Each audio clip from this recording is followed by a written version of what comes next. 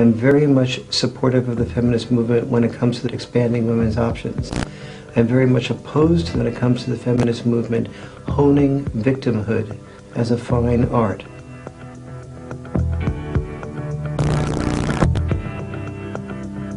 When I was on the board of directors of the National Organization for Women, we used to circulate a statistic saying that women still work 17 hours more per week inside the home. And this is true, women do. But we didn't circulate the other half of the statistic, which said that the same study, same methodology, showed that men worked 22 hours more per week outside the home than women do. And it's only when you take those two statistics and you put them together that you don't create in women the anger that says, I'm a slave and he's a deadbeat.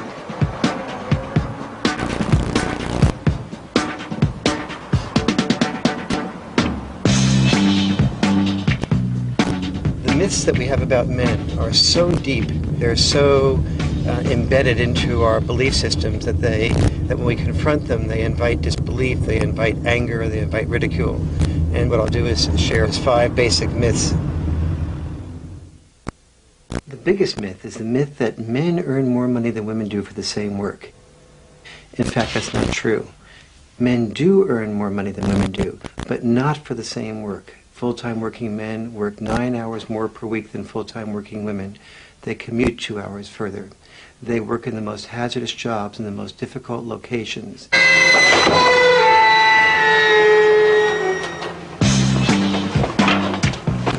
A serious injury, I suppose, once a month.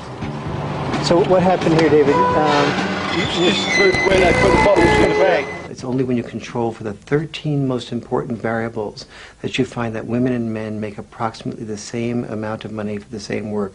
Women actually make slightly more. Men work in the worst jobs, 24 out of the 25 worst jobs, like garbage collection, construction worker, roofer. That's why 94% of the people who are killed at work are men.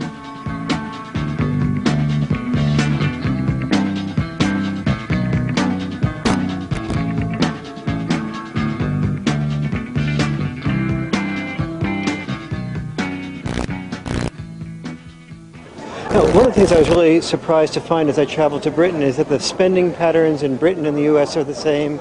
The patterns of spending on health, consumers, the life expectancy, the suicide patterns, all the major statistics between the sexes were virtually the same in the US and in Britain. The second myth is that women are poorer and men are the wealthier ones. In fact, that's also not true. Among the poorest people, 85% of the street homeless are men. Among the richest 1.6%, more than half of those people are women. In the middle class, among the married men and women basically earn the same money. The money comes to both of them equally.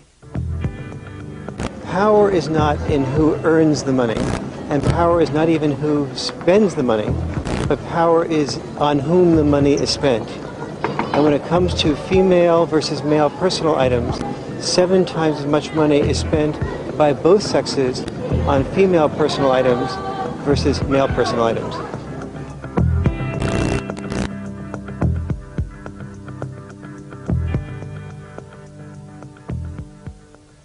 A third myth is that women are more likely to be the victims of violence.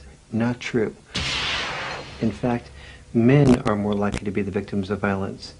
3/4 of the victims of murder are men. 2/3 of the victims of violence in general, even when rape is included, are men. We often say, well, men perpetrate this violence onto the men, and therefore we give ourselves the excuse to ignore it. But we would never say, well, blacks perpetrate the violence on blacks and give ourselves the excuse to ignore that, and that would be considered racist. Every culture that has survived by training its men to be willing to die.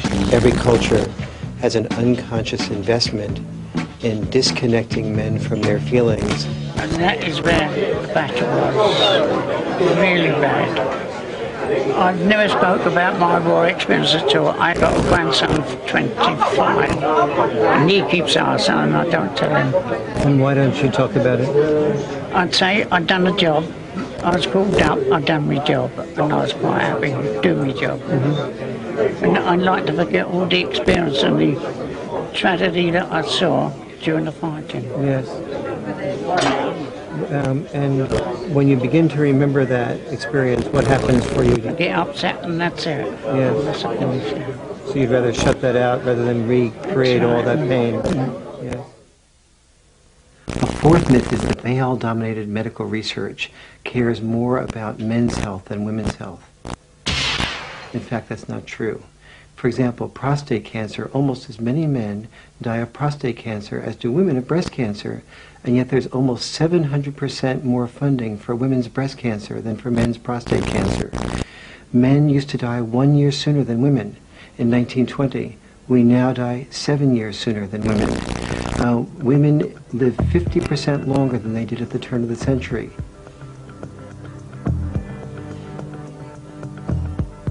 Men die earlier of all 15 leading causes of death.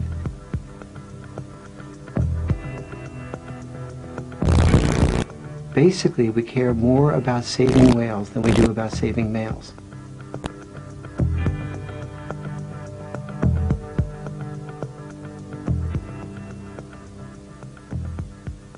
A fifth myth is the myth of the deadbeat dad. That's not true.